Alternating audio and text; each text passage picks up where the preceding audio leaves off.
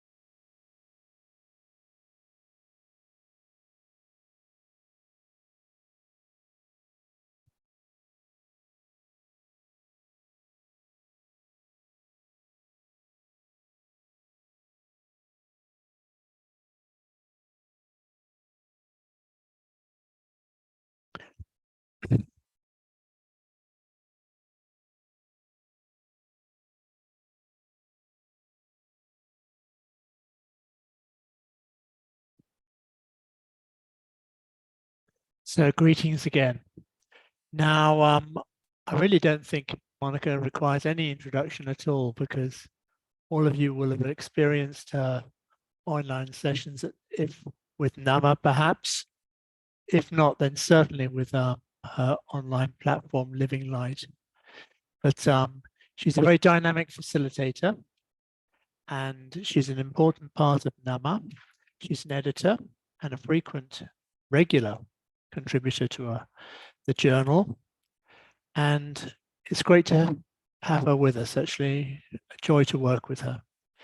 What more can I say, really? So the workshop today is going to focus on the descent of peace and force. And what are the prerequisites? What are the requirements for this descent? And certainly one of them must be like a sort of a stillness of the being, a certain sort of immobility, certain passive silence. Well, Monica will explore all these particular avenues in this workshop, I'm sure. And very much looking forward to the session. So over to you, Monica. Yeah, thank you. Thank you so much, James, and welcome everyone. Thank you for being here today. So this is, I would say, sometimes at times there are topics which resonate with many of us, but then there are topics which may resonate not with many of us. And this is one of those topics, because the topic today requires a bit of preparation.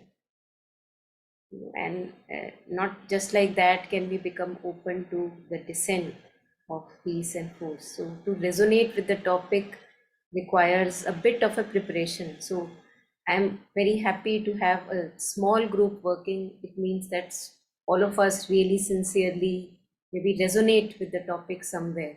So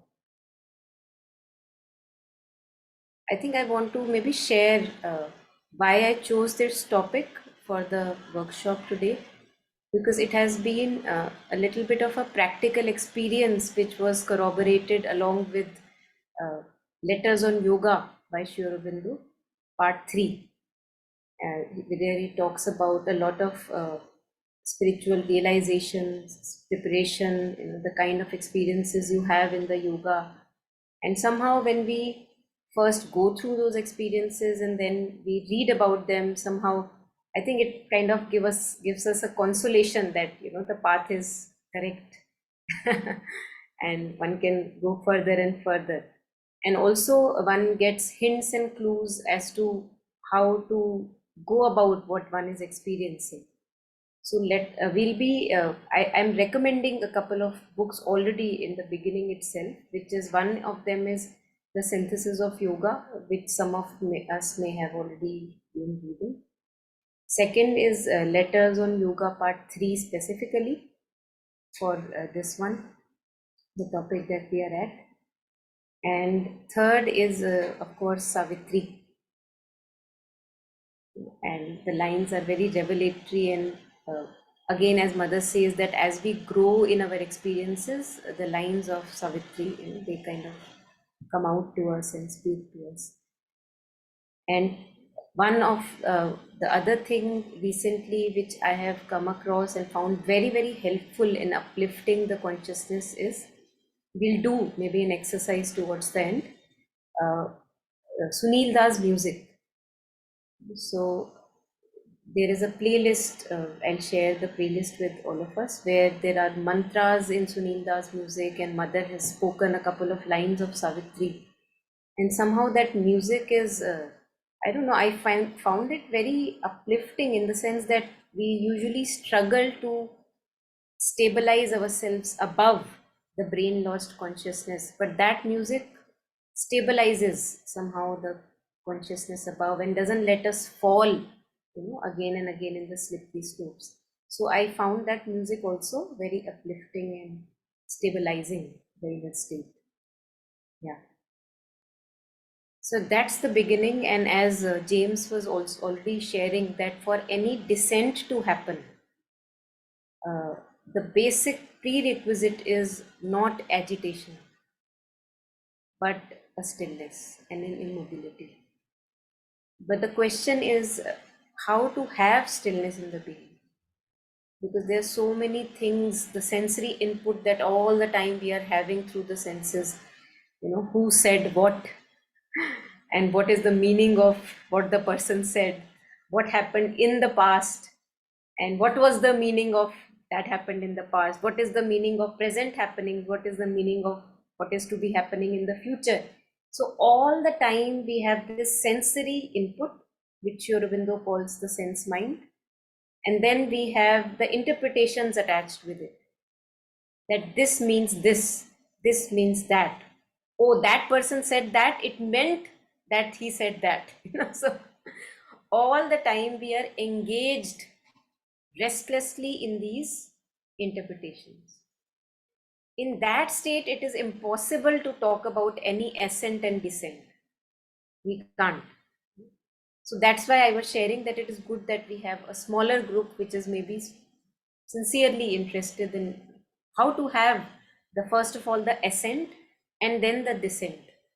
Now, when we talk of the ascent, means in Sri Aurobindo's words, it would be not lodging yourself in the brain lodged consciousness. So there is a consciousness which is part of the brain. Usually we are here, all the sensory input, sense mind interpretations. While what we have to do, he says, is we have to go inward and above. So we have to dislodge ourselves, one can say, or go beyond the brain lodged consciousness. Go beyond the sense mind interpretations. Remaining there, there can't be any ascent. Now, ascent means, now the example that one can use here is that imagine that one lives in a basement, and usually the basements are very dingy and dark and creepy. And for a very long time, we are very okay with the basement, like all happy-go-lucky, doesn't matter, things are going fine, and we don't want to go upwards to any other floor, right? But then there comes a time that the basement begins to give us pain. The darkness in the life, the agitation in the life, the restlessness, our pains and pleasures, and running after the pleasures and desires, it begins to bring us pain. And it's because of the pain that we seek some light. So that's why pain is considered necessary in such kind of a consciousness where we don't really understand what to do. So when we are running after endless desires, and at times they give pleasure, but most of the times when not granted, they give us immense amount of pain. So then the basement begins to feel not very okay. And with the basement, one can talk about the lower nature. So then we ask for a higher light. Like, you go upwards and seek, like, somewhere light is up there and you seek that light up there. Like uh, how nature is seeking, how plants are seeking. We see how trees, they grow higher and higher in order to get that light. So when we begin to seek, that is where the ascent can happen. That I'm not okay remaining in my lower nature. Something is not all right. So as long as the basement serves us well, basement means all the sensory inputs, the sense interpretations of the mind, living in the emotional discords, the jealousies, the ambitions, lust, greed, cravings, rigid dogmas of the mind, sticking to the opinions very tightly, listening all the time to the cravings of the body. So all that is our basement, the lower nature. But when there is a something happening which says that no, I want some light, this is not all right, I'm not happy here, I'm not content here. So we seek, there is a seeking, and because of that seeking towards the light, we will ascend. Otherwise, why will I ascend? There is no purpose in my ascension. So that is why pain is considered, I would say, very precious in such kind of a consciousness. So thank God for the lash of pain, that it propels us further on the journey. And there would come a time when pain it becomes unnecessary, but maybe right now it helps us. I feel that it helps us. And as Mother says, that we must not ask for a suffering or a pain, but when it is there, then we can make really a very good use of it to propel us further. So the stillness part, how would I become still? Now, the what causes agitation is listening all the time to the sensory input and interpreting it. So there is a lot of chaos inside. Hardly a stillness can be found, maybe a few glimpses only. So we have to stabilize this stillness. So today, the day one of the workshop, we are going to mostly talk of how, what in synthesis of Yoga Sri Aurobindo has talked about, how to create this stability in stillness. How, and somebody was asking me, how to become unsure of my thoughts, how to not believe my thoughts. Because the right now, how we live, thoughts is everything for us. So we have made it so concrete by thinking and thinking and rethinking and rethinking and believing in what we think, that it becomes impossible. And the question is that now there is this such a big thing in front of me, which I believe is so true. Now you are saying that I should not believe in this thought. How can you say that? How do I not believe in this? But slowly we have to realize that if it is serving me well, I would not be able to stop myself from believing into the thoughts. The thing is, the point comes, the transforming point is then when, because of pain and difficulties in life, I have so much suffering that now it becomes necessary for me to go beyond it. Then only I would strive. This is coming from, again, my personal experience, because I saw in my own self that I could not let go of those thoughts if they did not bring me pain. And slowly one realizes that, oh, they are so like empty, like bubbles, there is nothing much in it. And if today I decide that no, I don't want this suffering in my life, and I stop believing in the dark clouds of the thoughts that appear so real and concrete, and make rather mother's presence more real and concrete for myself, then they have no power. So the turning point has to come from within me. I have to choose. What Sri Aurobindo says in the Aryan spirit, that being an Aryan is climbing up the ladder, and he says every moment it is a battle. What is the battle? Against a future that wants to be born, and a past that seeks to endure. The past is not leaving us. Thoughts, feelings, interpretations, storylines, this happened with me, that happened with me, that is not ready to leave. Past that seeks to endure. And then he says the choice between the future that wants to be born. So every moment I have to make this choice, and only then the ascent seems possible. We will talk of where to ascend and where to stabilize. We'll talk about that later. But today, more on uh, disentangling ourselves from these storylines and our own creations so that they become less concrete. So usually in our consciousness, we are like this, so if this is a thought or a feeling and this is consciousness which knows that the thought is there, we are like this, we are living like this. We are one with the thought and one with the feeling. What Sri Aurobindo talks about in Synthesis of Yoga is it has to become like this. So there has to be a witnessing consciousness which has to be disentangled from this mesh that we are right now.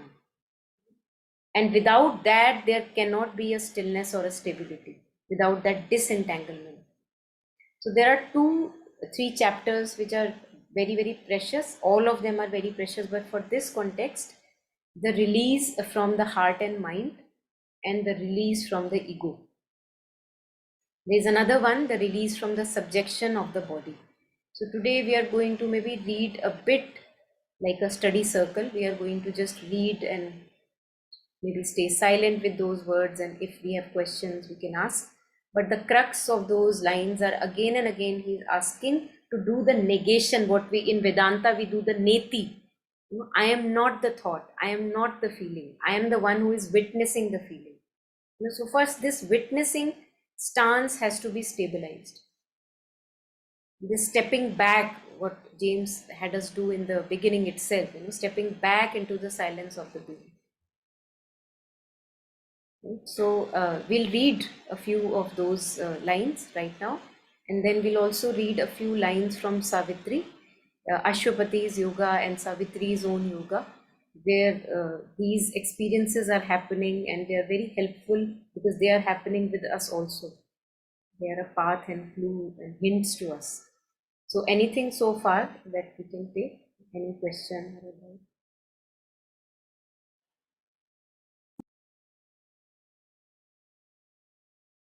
Okay, so if not anything, you can go ahead.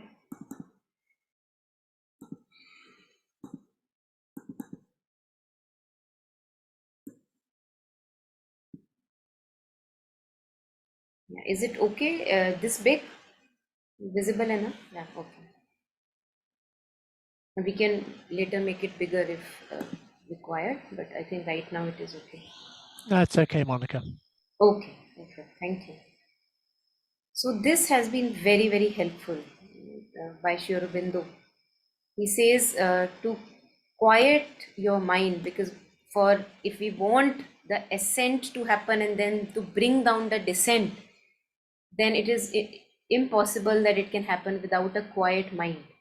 So he says to quiet your mind means to stop thinking about the things that disturb you and let the peace and power manifest themselves and work. Now, this is very paradoxical to the way we live. No? So, if we see in the day to day life, all that we are doing most of the times is actually thinking about the things that disturb us. It's very hilarious what we do with ourselves. That's why Sri Aurobindo says the mortal man is his own worst foe. We make our own enemies our guests. Come, come, we'll have tea and samosas. So all the things that are so disturbing in nature, we continue to think about that. Isn't it true, for all of us? We just can't stop thinking about it.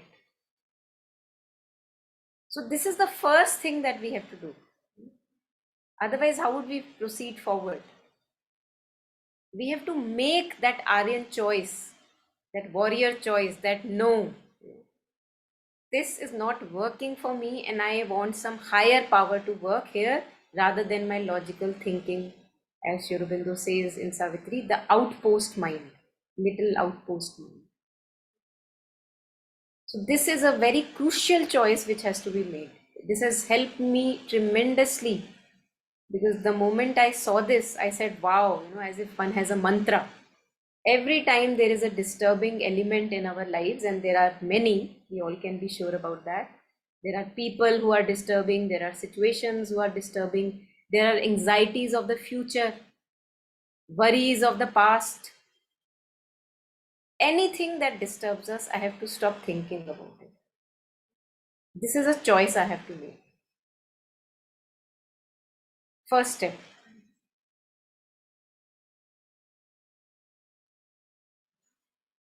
Now then, while we are making this choice, Sri Aurobindo says man's nature is like a cup of dirty water. The water has to be thrown out. This is what we have to do every moment, throwing out, throwing out, throwing out.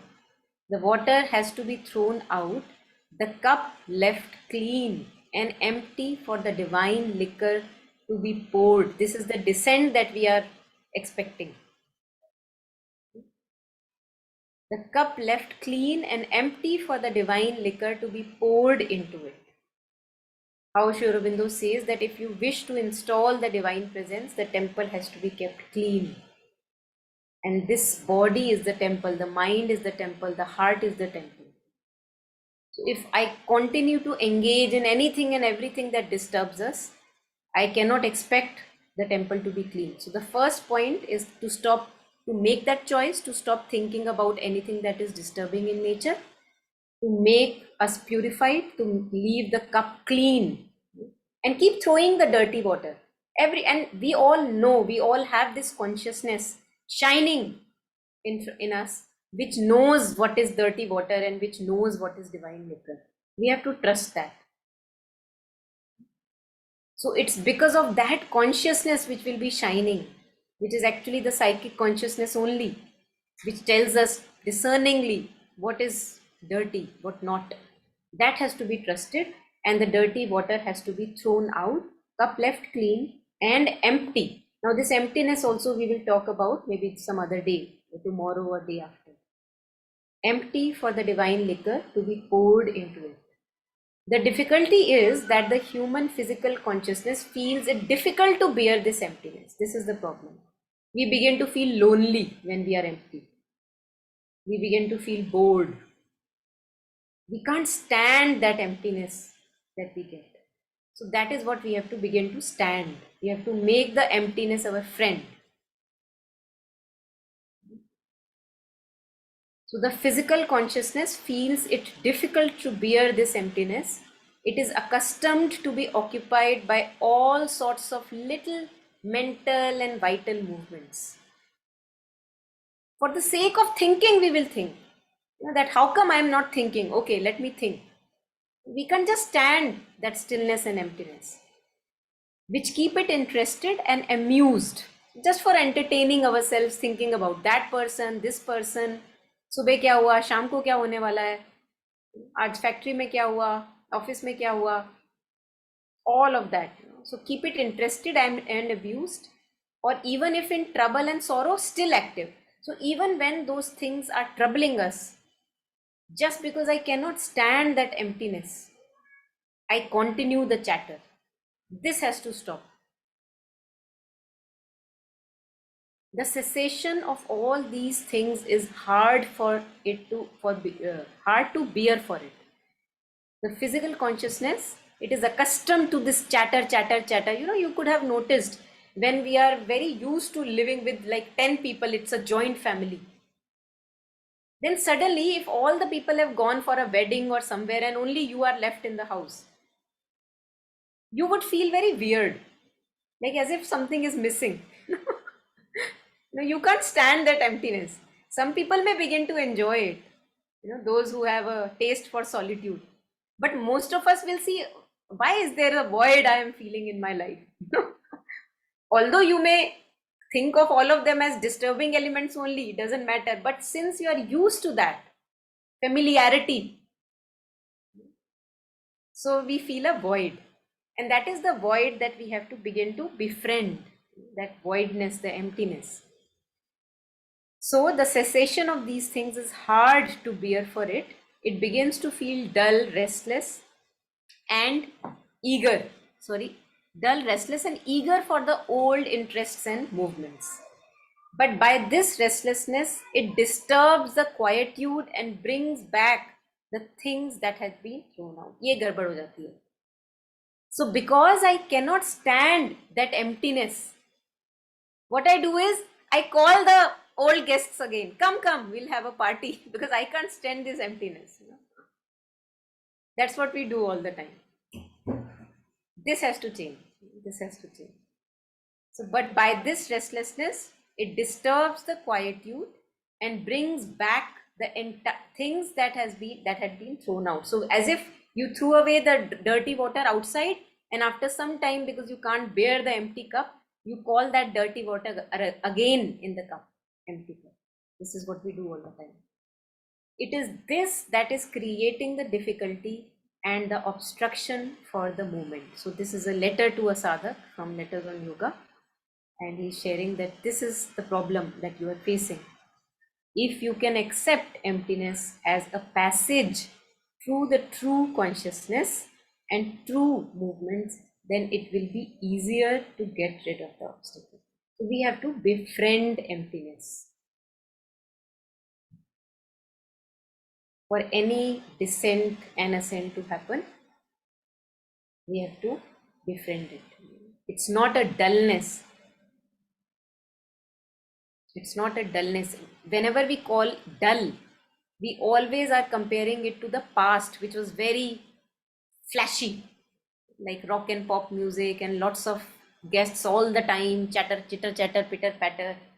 So as compared to that living, of course, it seems dull. But it is beautiful if one begins to befriend it. So this is the choice that one has to make. Again, every moment of our life being very vigilant. What are we calling? And to really, really be friends with that stillness and emptiness within, and not to fill it up with anything and everything. We can fill it up with Savitri, we can fill it up with beautiful things, but not with things which we know are not good for us.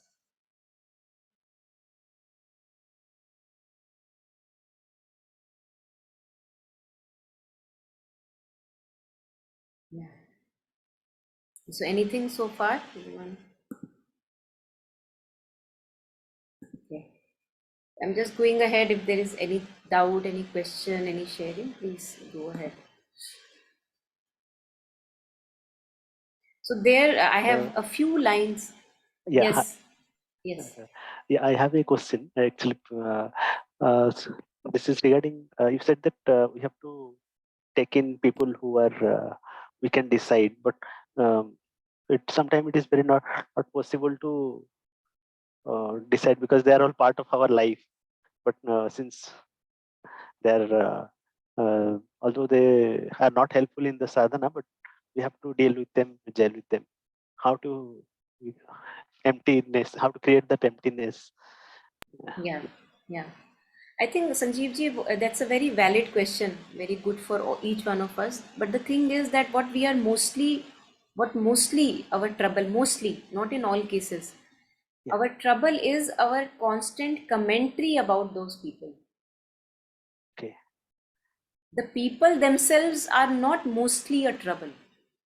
The trouble is our constant judgment and commentary which is going inside about those people.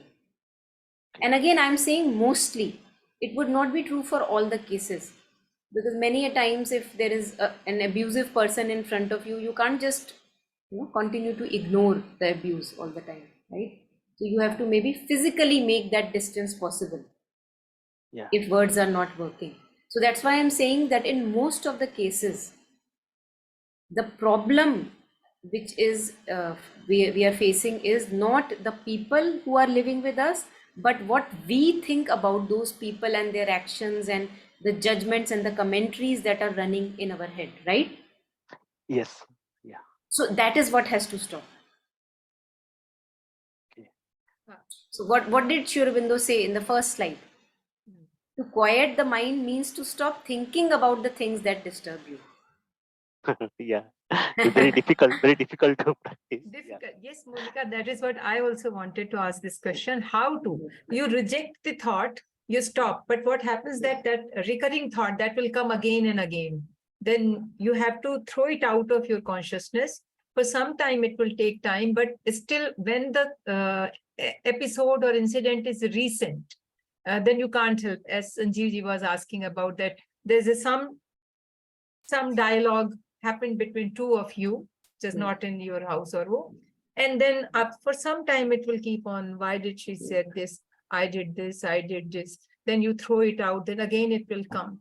So is there any specific? It's a constant process. What you just use the words, you throw it out and then it comes again, you throw it out, then it comes again. It continues to happen, and that's why in prayers and meditations, Mother says, that's why the process is long and slow, even for the best. Right. It is actually, in one of the, somewhere, I don't know, remember where exactly, Sri Aurobindo says it's like you are a king, and imagine that villages after villages you are conquering like a soldier, you're going ahead. Now what happens is one village you conquer, and there is now your samrajya in that village. By the time you reach that village, the earlier few villages that in which you had conquered, they had become chaotic again. So now you have to go back to those villages, again conquer them and make it, harmonious. Then you go there and again, like a teacher, if you have any idea, how Indian teachers, for example, in classes, say for example, one teacher is managing 5 classrooms. You know what a havoc it can be at times. So you go to one classroom, you maintain a sanctity there. By the time you are gone to another classroom, the earlier classroom already is disharmonized. So this to and fro in integral yoga, it is very important, because we are not wanting to just escape into some light, which of course we can realize, but we are wanting the neither members, the lower members, to have that light. So the to and fro is a happening, and Sri Aurobindo also says that for a long time it will keep on happening, but the only thing that we have to take care, we have a petrol pump. What we do all the time is, and we have cherished guests, and since they are our relatives and guests, we give them free petrol. Oh, you are there, come, I know you. You're not coming here for the first time, and we give them petrol. By petrol I mean, the more we think about the storylines and the things that are disturbing, thinking about them, indulging in them, is what I mean by petroling. You give them petrol, you fuel them. Now when I fuel them, they actually take a vikral roop, like they become very concrete, and then I ask how to ignore it. How can I ignore something so big and real? Who has made this big? Me. Now, this is also very empowering in nature, because if I can make that big, I can also make Mother's presence bigger. Why? How? Thinking about it, feeling the mother, thinking about the mother, talking to the mother. So, what am I choosing every moment? What I am giving petrol to? It's a very crucial choice. Not everyone can do it. And that's why pain comes as a help, suffering comes as a help, because if you begin to be sensitive to your suffering, suffering is not like, oh, there's a wound and you're bleeding and, oh, see, I am suffering. It's not like that. It's very subtle. Suffering in our lives is mostly mental emotion. It's very subtle. Now, the difference between yogis, like say, for example, Buddha or us, is that we begin to tolerate our suffering. We say, oh, everybody has some or the other suffering. Man, mujhe bhi, I also am allowed to suffer maybe a little. So the difference is that the Buddha is very sensitive to the suffering. He says, oh, what was that prick? Let me just go to the root of that prick. And he goes to the root of that prick, and he finds out that the desire or attachment is the root of all suffering. If you're not desiring, if you're not sticky in nature, you will not suffer. And that's what Sri Aurobindo says in other sense, that you have to stop your identification with desiring soul. The false soul in us, he calls, the desire soul. And you have to disentangle yourself from that and step into the true soul. So when we talk about how to stop to think, well, it is your choice. Nobody can force. People will remain people, and I have heard, and I have also, maybe, I think there is some truth to it, that people in our life, they are very good, like it's like, to gym a muscle. They will stay there. They are not going anywhere. Why? Because I have to develop that disentanglement, the witnessing consciousness, in presence of them. You may decide to physically move one day. That's a different thing. Maybe time has changed and another phase in life has to start. That's also okay. But the mind is the same that we carry everywhere. So we have to disengage from the constant commentary of the mind. There is no peace and stillness in the constant commentary of the mind. We have to take the witness stance. And when we are in the witnessing stance and we are invoking the mother's presence, Sri Aurobindo's presence, rather than thinking about what I think about the person is true, right? We actually see a difference, a tangible difference, that there is more sweetness in your heart, and you know that all that you are thinking and feeling, it's just a distorted layer that comes from time to time in front of you. It has nothing, it has no meaning. It has no meaning. So we have to stop giving all these interpretations so much meaning. They don't have any meaning, because just like you are thinking about the other person and how you think you are right, the other person also thinks right about the same for you also. He also has interpretations about you. Now, who is right, who is wrong? Everybody is right and everybody is wrong, actually.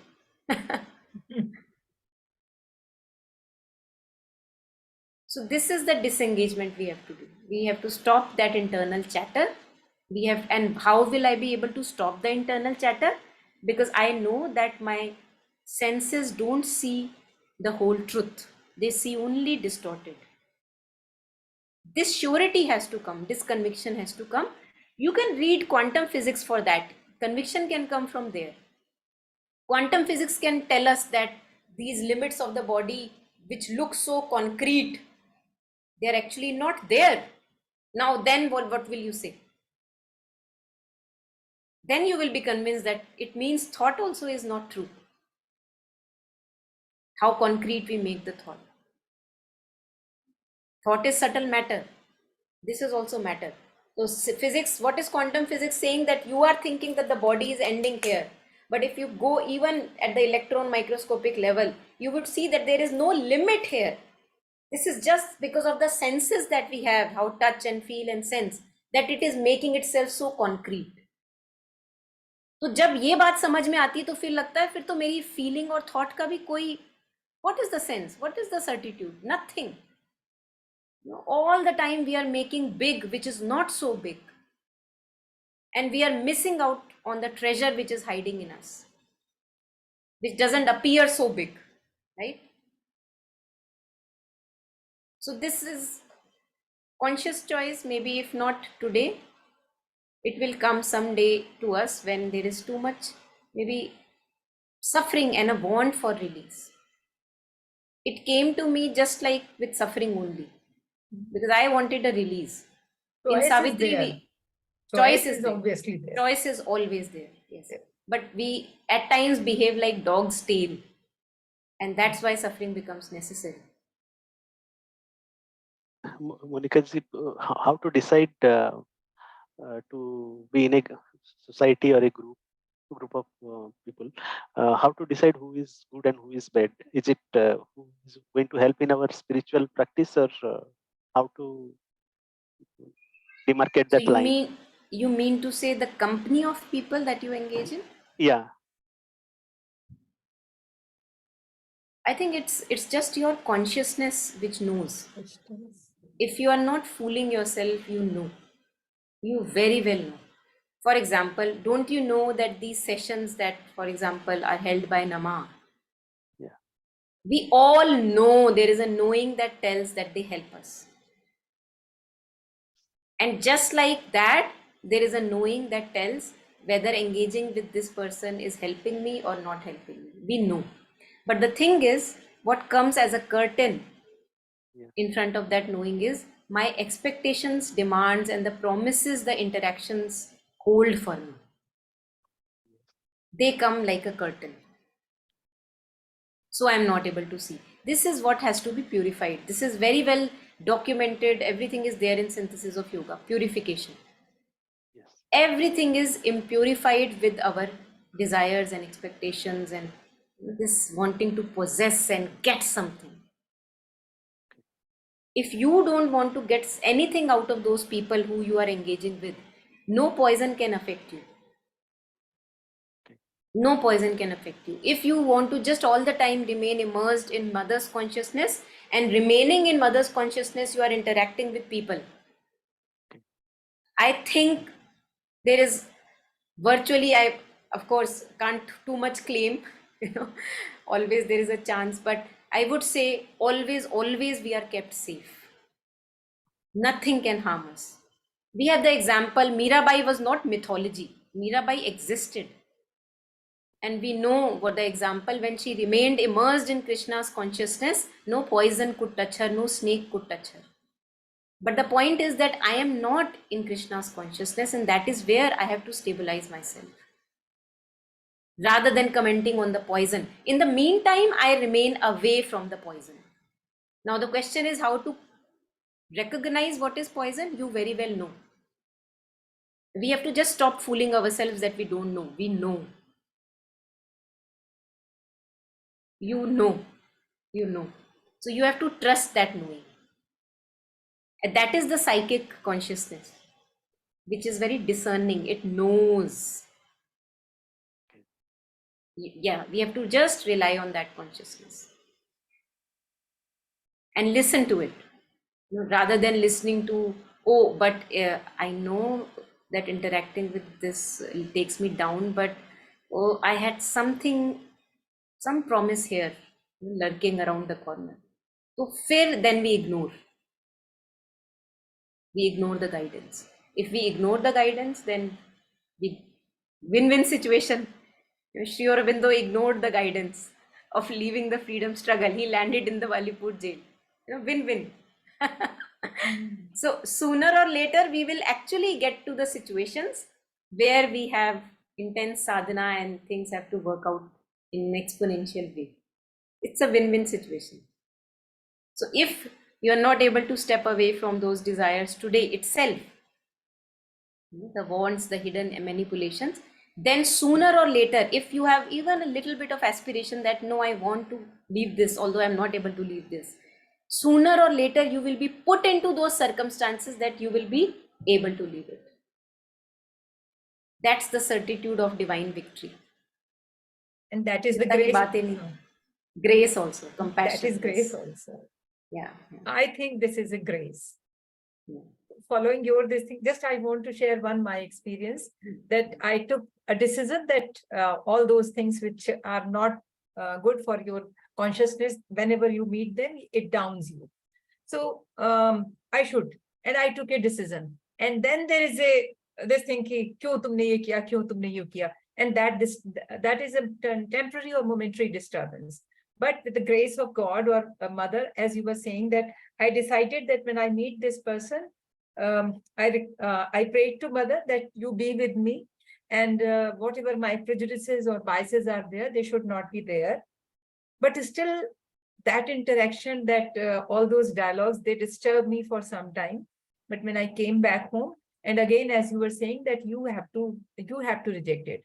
And then I step back into my silence and consciousness and thought that this is a struggle you have to bear for some time and it will be over.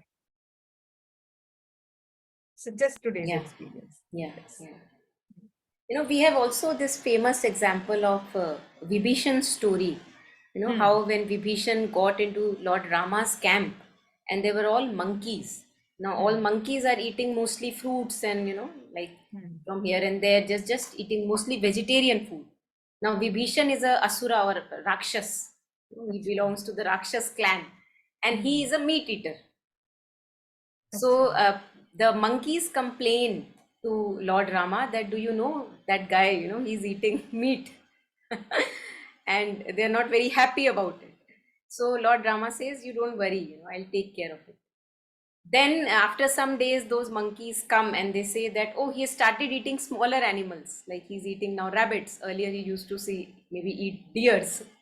So now he has started to eat rabbits, and then it goes further and lower and lower.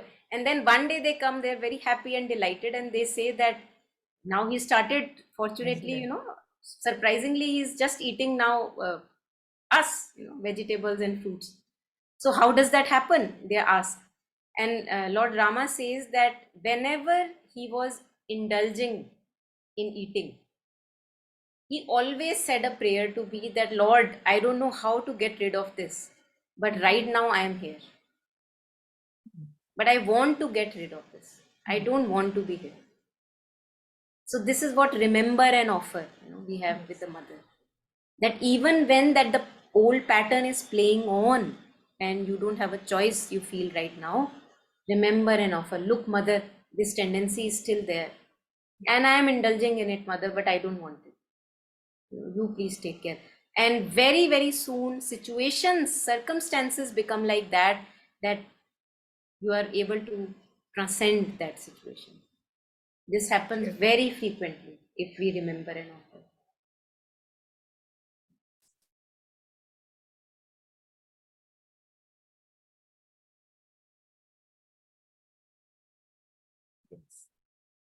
Yeah. So anything more over here? Anyone?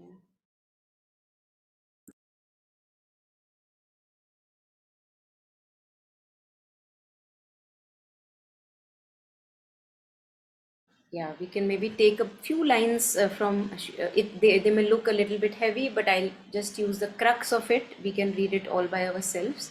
So he's talking about the disentanglement that we are talking about, that we have to be in the witnessing stance if any stability in the being has to happen. The ascending soul has to separate from the action of life energy in the mind. It has to make the mind say, as the representative of the Purusha, which is the witnessing consciousness, I am not the life. The life is not the self of the Purusha. It is only a working and only one working of Prakriti. So the moment you see a tendency in you, the moment you see a feeling which you want to step away from, I am not that feeling. Immediately you step away. I'm not this opinion, I'm not this thought which I can stick to, but I will not. So you have a choice. We all have a choice. We are choosing all the time. It's just that most of the times we don't know that we are choosing because we have become habituated to that way of life. Then he says, what are the characteristics of this life? The characteristics of this life are reaching out.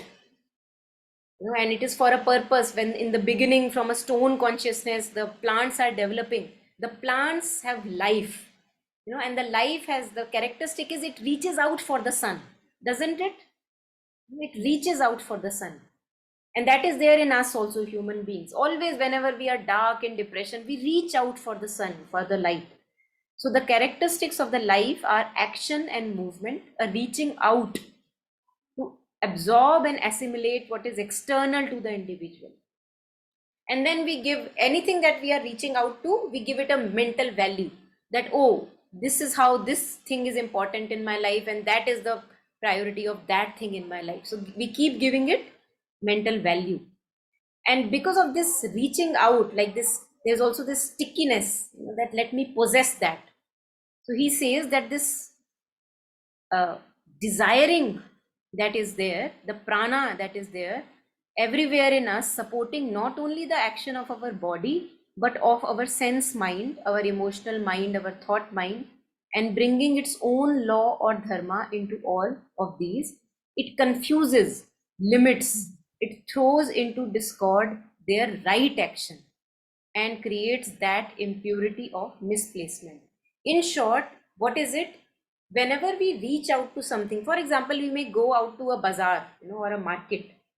You must have seen that it is not just enough for us to appreciate. We want to buy. We want to possess. While there can be just an appreciation without possessing. Like we have people in our life. So just the people being around, good people, whatever, lovely people, that is not enough. We want to possess them. We want to control them to some extent. That you are my wife and this is how you are supposed to behave. We want to dominate. We want to draw a boundary. So this stickiness that is there in us, that is misplacing the right action. The right action is going deep in everywhere, embracing everything, enjoying whatever, however it comes, and letting it go as it goes. But because we want to possess, we also don't want to let go. So this is the character which we have to purify, the stickiness from everything. It's good to enjoy movies. It's good to enjoy maybe, I don't know, whatever we enjoy. But a dependency on that creates a problem. That is what our addictions are. All of us are addicted to something or the other. Some to our Netflix series, some to our maybe going to the job. We are addicted to our jobs. Anything that creates a dependency that, oh, if not this, what will I do? So Mother says that all that dependency has to if we have to stick, and we will stick, we have to rely and stick to the divine. Mother says that all our nourishment can be have from the divine. In Savitri, there is a few lines, where he says, Ashupati's yoga, he plunged his roots into the infinite. So, the nourishment is from above now. Because if we are not plunging our roots into the infinite or the mother or immanent divine, we will be plunging somewhere. This we can be sure. Where are we plunging? So the safest and the most uplifting bet is plunging in the divine consciousness. So in the moments of rest, in the empty moments of time that we have in our day-to-day life, where are you plunging yourself? Somewhere or the other you will be plunging. Be sure about it. You can't say, oh, I was not thinking of anything. We are not there yet. We are always thinking of something. So then the best is to think of the mother, to listen to mother's music, whatever is uplifting to us and resonates. To somebody else, it may be some other form of divine. For us, we can say it's mother's consciousness, Sri Aurobindo's consciousness that we can plunge ourselves into. So we have to make this choice, because we can be sure that if we are not rooting ourselves in mother's consciousness, we are rooting ourselves in our storylines. They will appear concrete, and then when there is suffering, then we will say that how do I ignore this concrete reality in my life, because I have created it. We are the masters of our life. And we can parallelly create a beautiful big mother, bigger than our hearts, with the same energy that we have. So the very, very essential, what are we choosing every moment? So in this slide that we just read, again, that desiring, that craving, that stickiness, in Buddhism we call it craving. Sri Aurobindo calls it the desire soul. It runs into everything, it spoils everything. You can't think anything objectively, because everywhere you have a bias. We see that, no? Everywhere we have a bias. This bias is what we have to get rid of. So you step back into the witnessing consciousness. So again, we'll just go through. Desire is at once the motive of our actions. if our sense mind, emotional mind, thought mind could act free from the intrusions of life energy, this that wants to possess, grab, if that energy could be made to obey their right action, instead of imposing its own yoke on our existence, all human problems would move harmoniously to their right solution. So, for example, if there is a meeting and we have put an idea in front, now how to let go of that craving, poison, how to separate that poison? We have put the idea, we have invoked the divine presence that may the best happen in this situation. And then we step back. We don't aggressively kind of after that idea and we are just after it and it spoils everything. Invoking divine presence and power and putting forward the idea without the personal interest in the idea.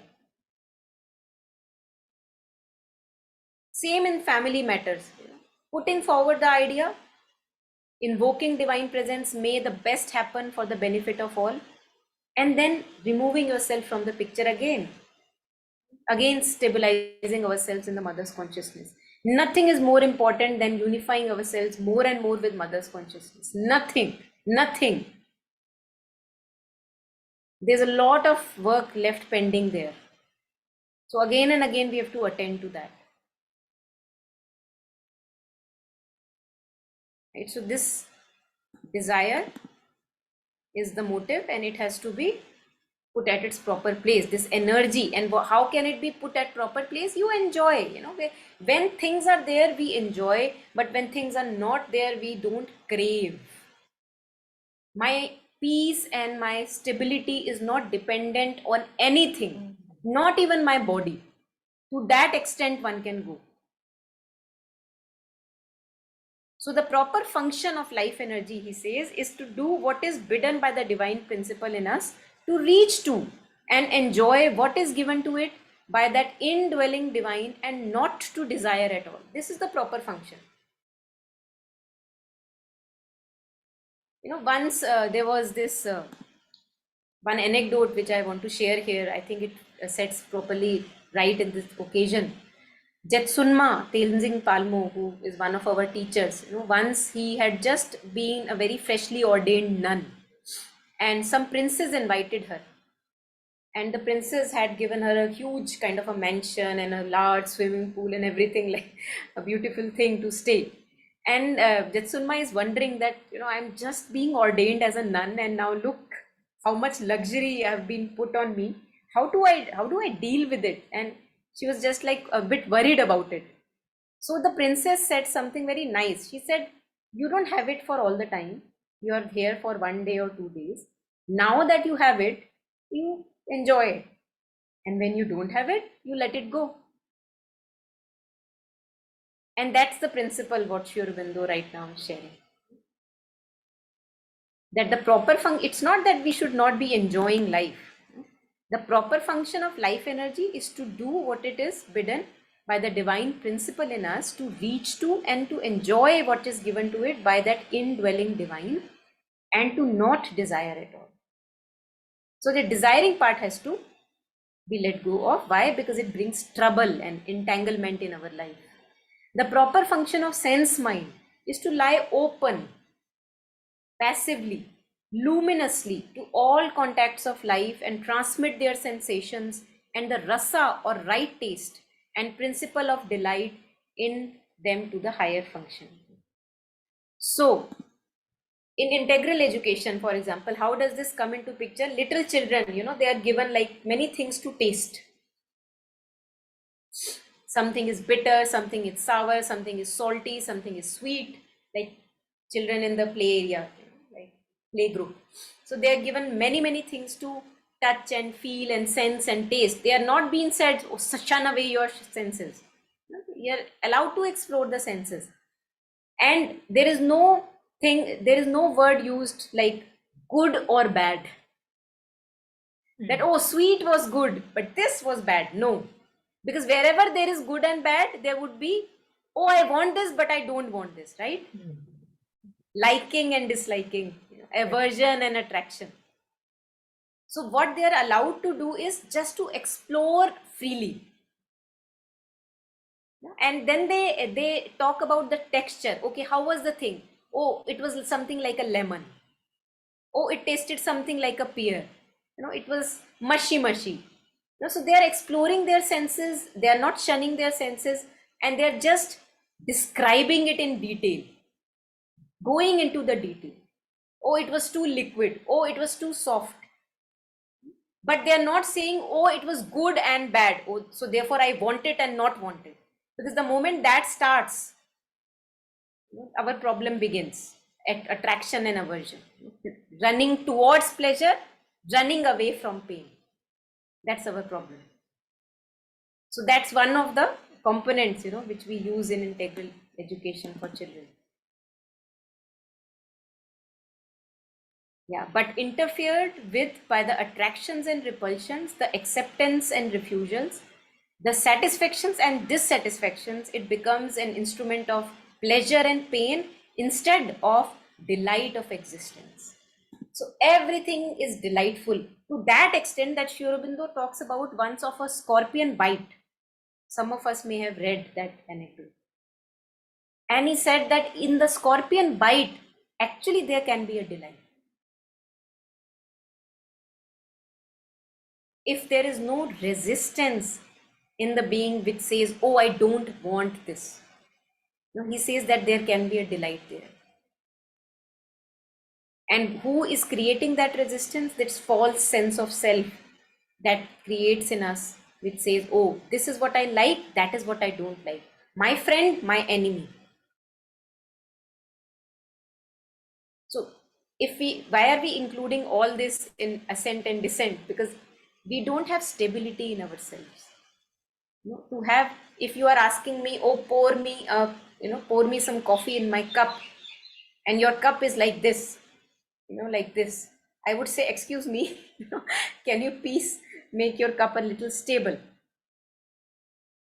This is what we are trying to do. Because in ego consciousness, we are always like this, agitated, restless, everything sways. And while we step back into our true self more and more in witnessing consciousness, we have stability. Then we can ascend and go deeper. Two movements which we talk later.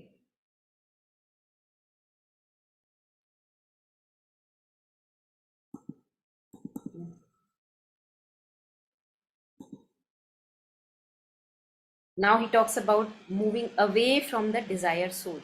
So he says, emotional mind compelled to take note of all these discords and subjects itself to their emotional reactions, becomes a hurtling field of joy and grief, love and hatred, wrath and fear, struggle, aspiration, disgust, likes, dislikes, indifferences, content, discontent. This is our life. This is what we call human life. Disappointments, gratitude, revenge, and all the stupendous play of passion, which is the drama of life in the world. This chaos we call our soul. This is not our soul. This is the desiring soul that we are identified with. The real soul, the real psychic entity, which for the most part we see little of, and only a small minority in mankind has developed, is an instrument of pure love, joy, the luminous reaching out to fusion and unity with God and our fellow creatures. Luminous, not entangled. Still a reaching out, but non-sticky reaching out. The psychic entity is covered up by the play of mentalized prana or the desire mind. I want, or I hate. That has to go. So that is a covering as if on the surface, which we mistake for our soul. The emotional mind is unable to mirror the real soul in us, the divine in our hearts, and is obliged instead to mirror the desire mind. So, when we are cleaning our utensils,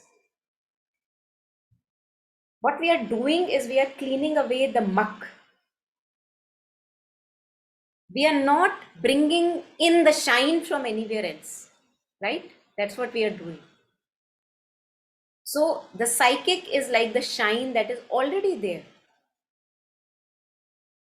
What is gotten over it is the muck. And that is what purification means. To be conscious of the muck and to keep cleaning it. What Sri Aurobindo was sharing in the beginning, like the cup has to be clean of the dirty water again and again, again and again, if you want the shine to remain. So the moment we recognize the muck, any kind of entanglement you recognize in yourself, oh, because I'm thinking about this, I'm feeling entangled. Stop thinking about it. Bring in mother's presence. Immerse yourself in whatever uplifts.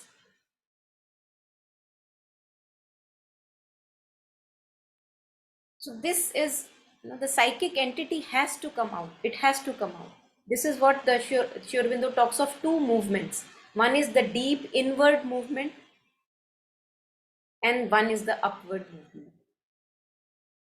Both of them can happen only when I'm convinced that I don't want to think of these repetitive loops of thought again and again and feelings again and again. I have nothing to take from here. One has to become convinced. So we can go deeper and deeper and we can find a living presence there. There are two very beautiful lines, again, many, many beautiful lines, but a silence overhead, inner voice, a living presence, a living image seated in the heart. These were upward movement and the inward movement. And above, if we station ourselves above, we'll talk about the stationing maybe tomorrow. Stationing above 3-4 inches above the top of the head. And mother says like a mirror looking upwards. Something like a solar panel looking upward towards the sun. Just keeping it stable, keeping it still. So a silence above and keeping it open. And inside depths of our hearts, we can always rely on mother's figure. We can have mother's image there. Install it like we install it on the walls. We have to install mother's presence in the depths of our heart and make it more and more concrete as my storylines in my life. And slowly, even more concreter, so that right now the mother's presence, which is so faint in my heart, becomes as solid as the images that are at the backside. And those thoughts and feelings which are so concrete, they don't leave me. They become as faint as passing clouds. Slowly that shift has to happen.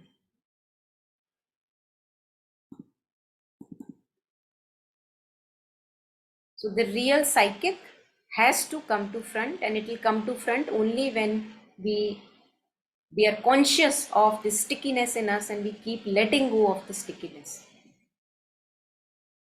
Only then it will be able to mirror the real soul in us, he says. Right now, it is obliged to mirror the desire mind. And that is what we call that, oh, meri atma ki ichha, oh, before I die, I want that you should get married. This is a mistake. In India, this is very popular, that before I die, I want you to have children and get married. And that is the desiring self in us. That's not the true soul. So we don't have to entertain it.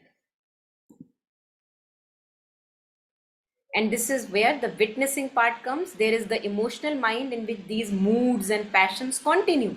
They will continue. We will have ripples. You will see that the old patterns are there.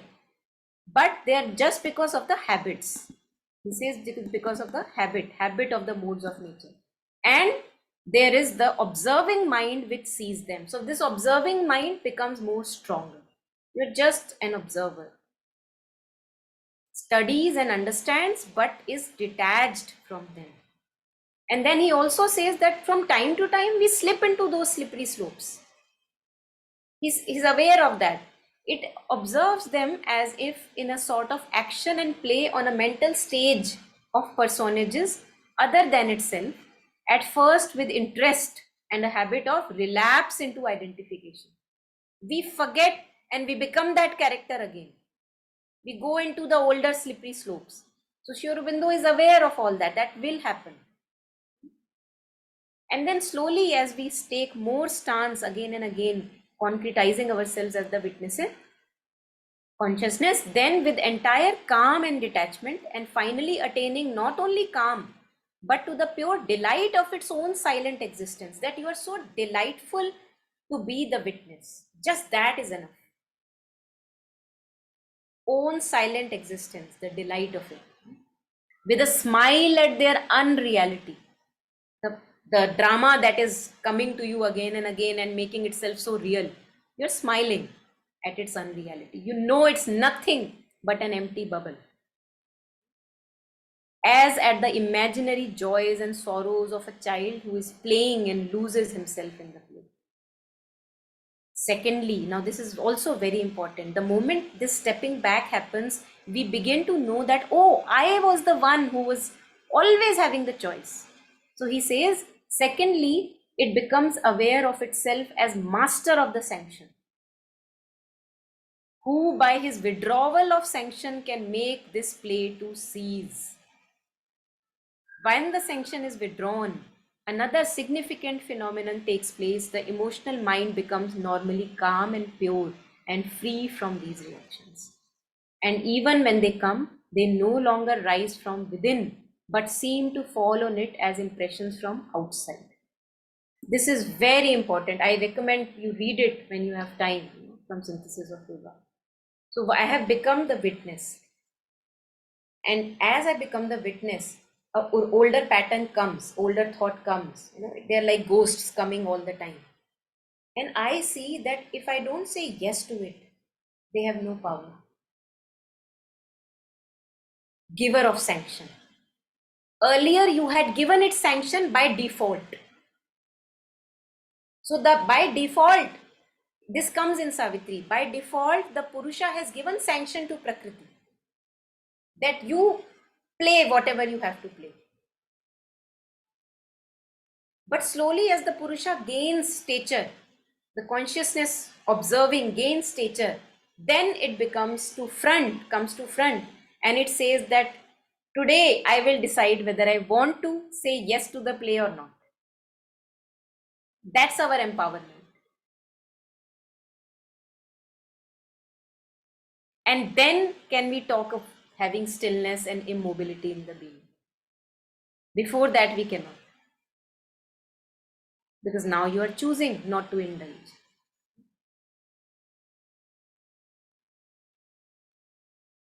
And then you realize, oh, all this while, I thought the drama was happening and I was the victim. I was fueling the drama. All this while.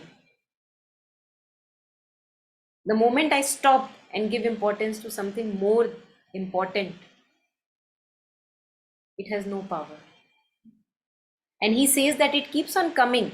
Like, there is a movie called The Beautiful Mind. A Beautiful Mind. There is a movie based on true incidences of a mathematician's life who was given later on a Nobel Prize also. So the mathematician John Nash, he keeps on seeing these people who are actually not real. But for him, they are real. They are very concrete. He can touch them, feel them, he can talk to them. Other people cannot see, but he can see. So he becomes a little mad towards the middle of the movie. Now, out of his sheer willpower and of course grace and many other circumstances that are helpful, towards the end of the movie, he is able to get a Nobel Prize for his work, and he is also able to get out of those hallucinations. So he is seen walking with another professor, and that professor asks him, do you still see those people? And then he looks around, and then he sees that they are sitting on the bench. And he says, yes, I see them, but I choose to ignore them. This is what we have to do.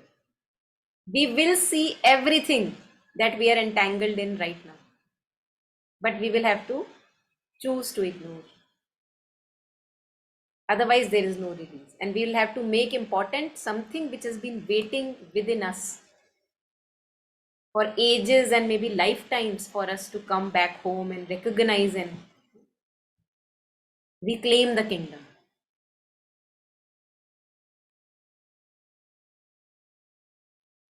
So choice, again a choice. We will make a choice.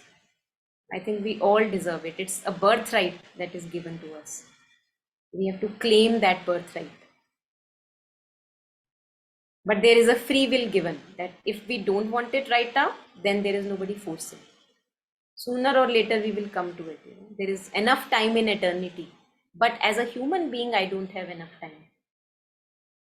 As a human being, this is urgent. To claim the inner kingdom is urgent.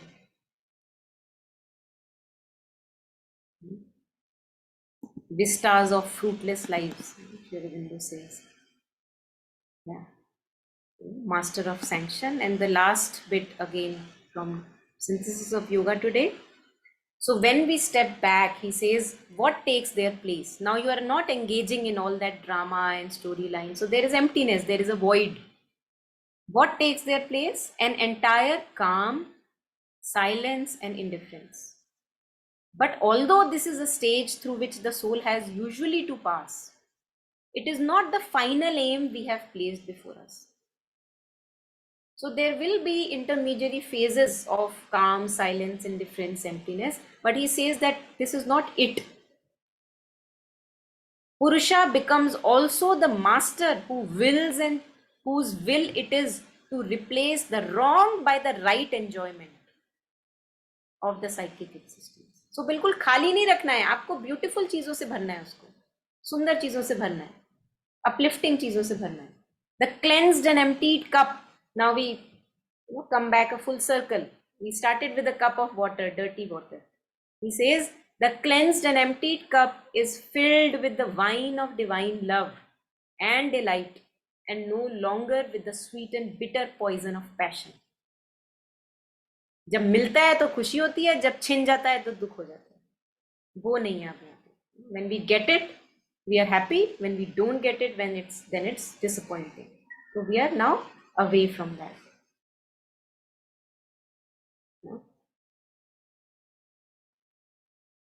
So I think today I would maybe stop here, take a few reflections, and then we'll do a little meditation on Sunilda's music. And although there are few slides more, but that's from Savitri, we'll take tomorrow. It doesn't matter. Yes. So if there is any question, reflection, sharing, I'll be happy to take.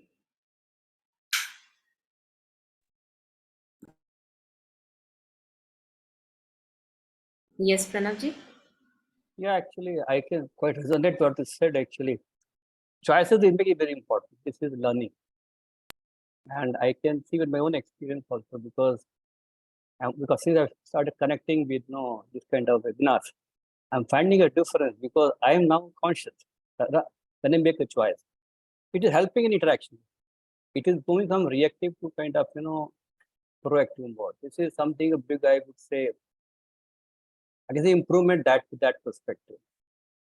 What I liked about this, what you said, like cup has to fill, not to be empty. It's very important because emptiness is also not good. We should fill with something very positive. These two thoughts I carry with me, and I think certainly like this is something which obviously comes very slowly, because I started the journey very late. I put it very straight because I start connecting very late, maybe 1 year back.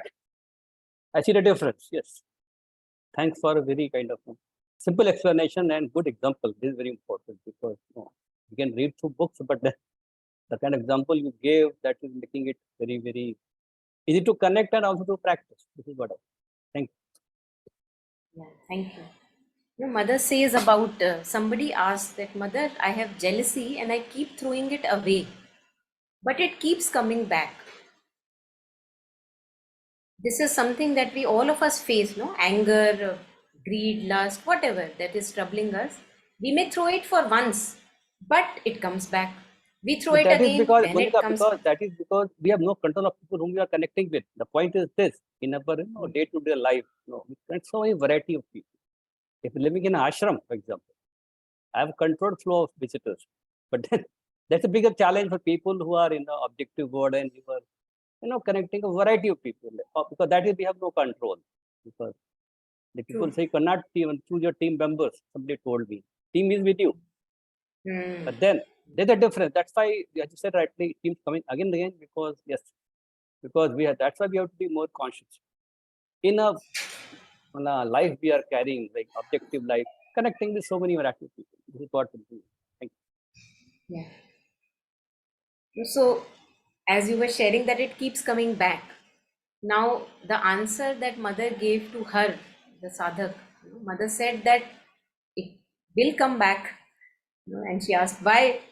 She said it's like, the moment you throw something away from here, from this place, you make a gadda, like a crater.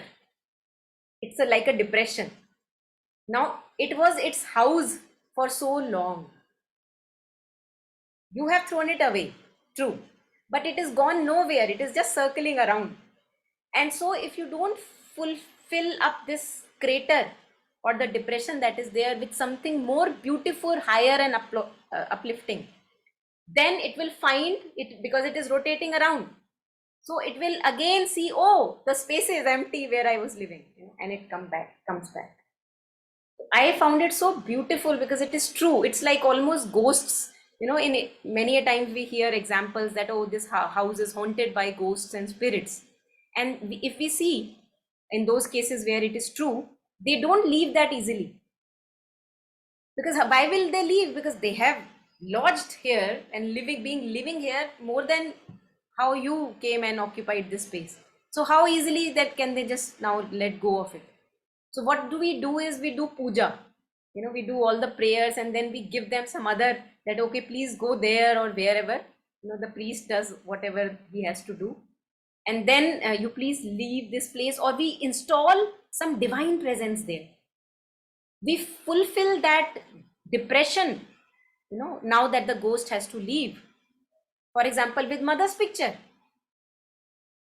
So this we have to do, as you were sharing, Pranavji, that emptiness is good for a while. Because it is like you are maintaining the sanctity of the inner sanctum sanctorum. That I would not allow just anything and everything garbage to come here just because I can't live with emptiness. I will live with emptiness. And very soon it begins to get fulfilled with higher and uplifting and beautiful things. The positive qualities, compassion, kindness, love for all, but non-sticky love.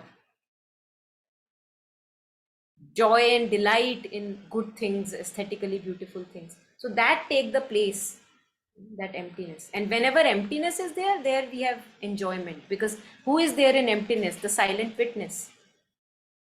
And always there is a joy if we truly take that stance. Yeah, any further questions before we maybe do a short meditation? Yeah, so I have one question, Monica. So about the psychic soul that you said, that it is about pure love, right? So, but since we are already with so much impurity within us, it is difficult to practice that unconditional purity, pure love. How to work on that? I think begin to just want it. Okay. That's enough. Really, that's really enough. I remember, I was undergoing such a phase of suffering because of impurities in my love. I can't tell you how much I suffered because of that. And all that I wanted during that phase is that I want to purify this, I want to purify this. And I was given a way to purify that. The love is not gone, but the stickiness is not there, the dependency is not there. All because of Mother's grace. The stickiness has to be purified, and if you really truly want it, I can guarantee that if you keep invoking that aspiration, that Mother, make it more purer, I see impurities in it, I want to make it more pure, you will be shown and guided how to make it more pure and non-sticky.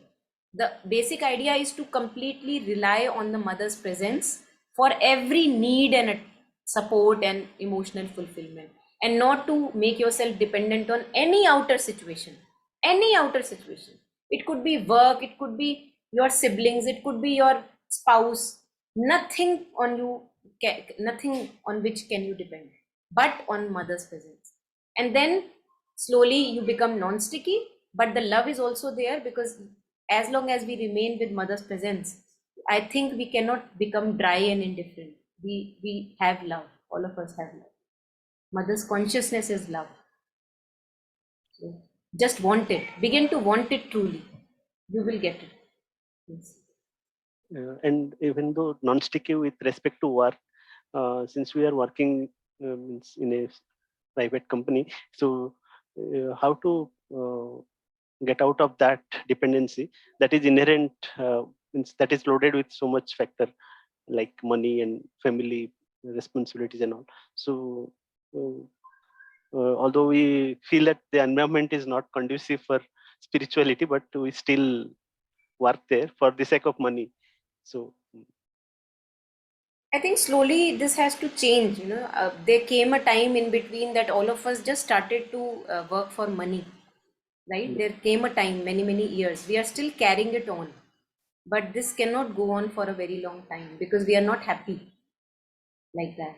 And when we work where we are truly, our heart is there, Yeah. then we have joy in life, and no money, no amount of money can bring the joy that we have when we are truly offering ourselves.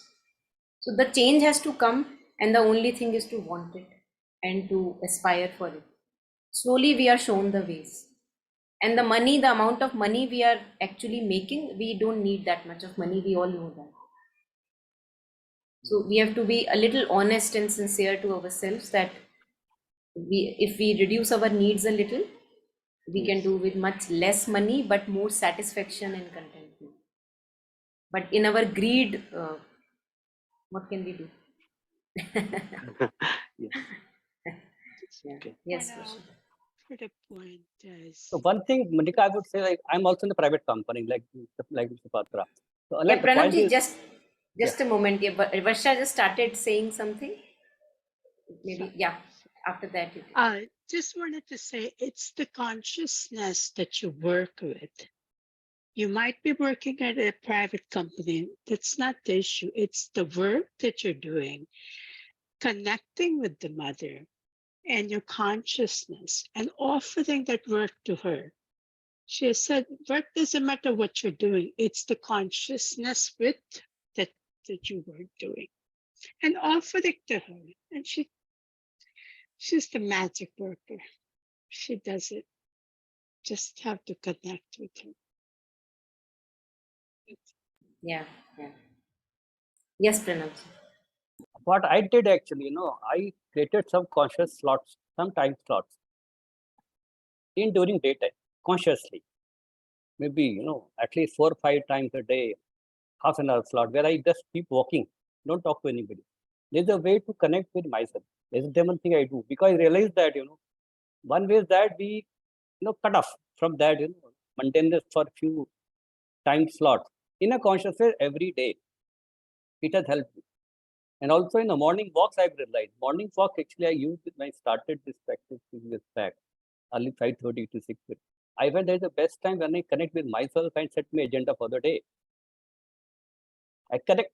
That is one way because I know, like, private company. That is, as I said, you cannot control people and interact, but then you can. This is what one thing is for.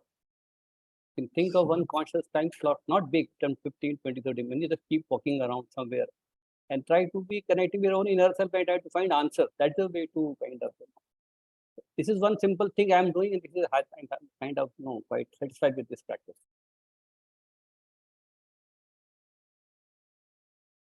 Yeah, beautiful. Thank you, both of you, Varshaji and Pranavji. We have this example of Sri Ramakrishna Paramhansa. He gave one example of a harlot, a prostitute, and a sadhu who were living side by side. They were neighbors.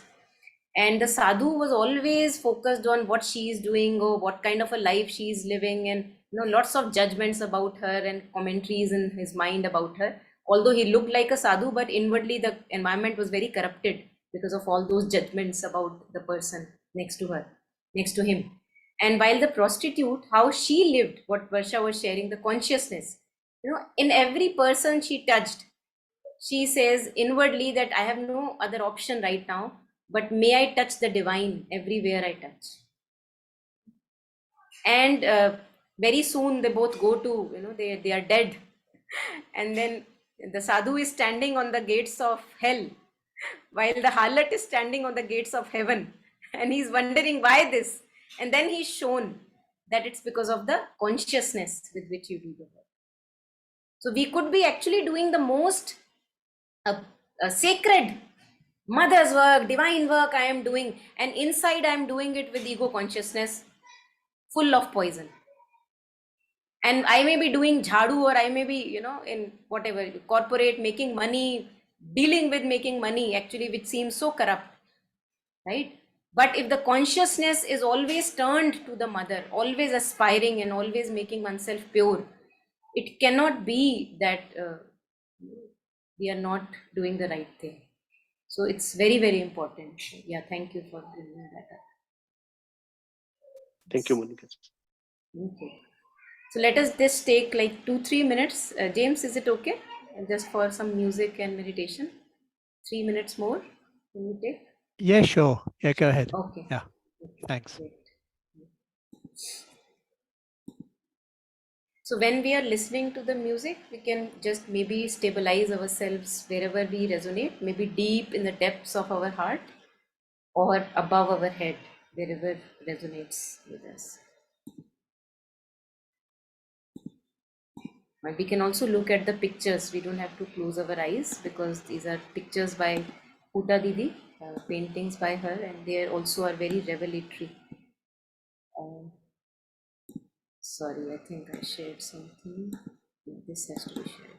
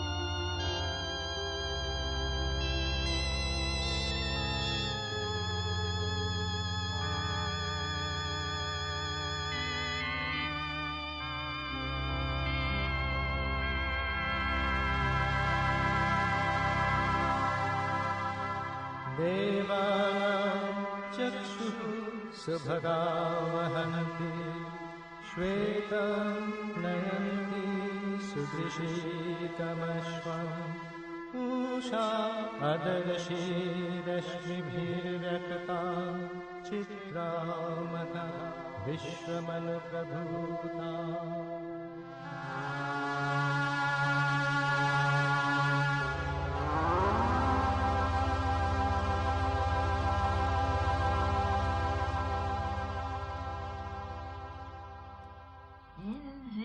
high signal moment of the gods, answering earth's yearning and her cry for bliss, a greatness from our other countries came, a spirit of its celestial source, aware, descended into earth in perfect mode, and wept not, fallen to mortality, but looked on all with large and tranquil eyes.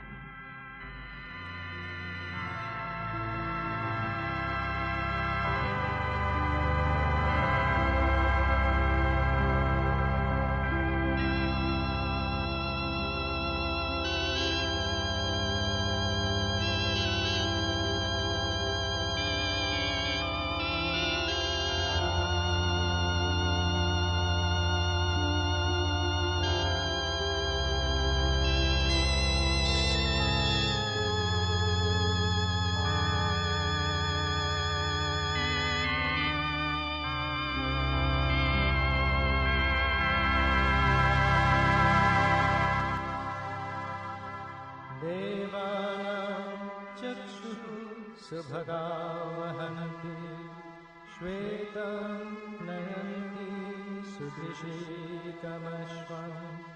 Usha अदर्शीरश्मिभिर्व्यक्ता चित्रामता विश्वमनुप्रभूता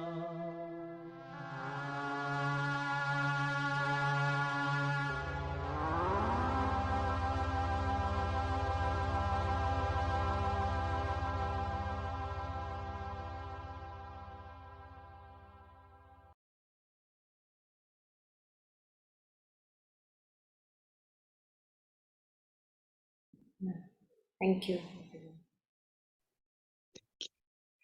Thank you. Thank you, Monica. Thank you. Yes, thank you very much, Monica. Until we meet again tomorrow evening at 4 o'clock. Yes. All the best. Have a good day. Thank you. And Thank you, namaste ladies. to you all. Namaste. Bye.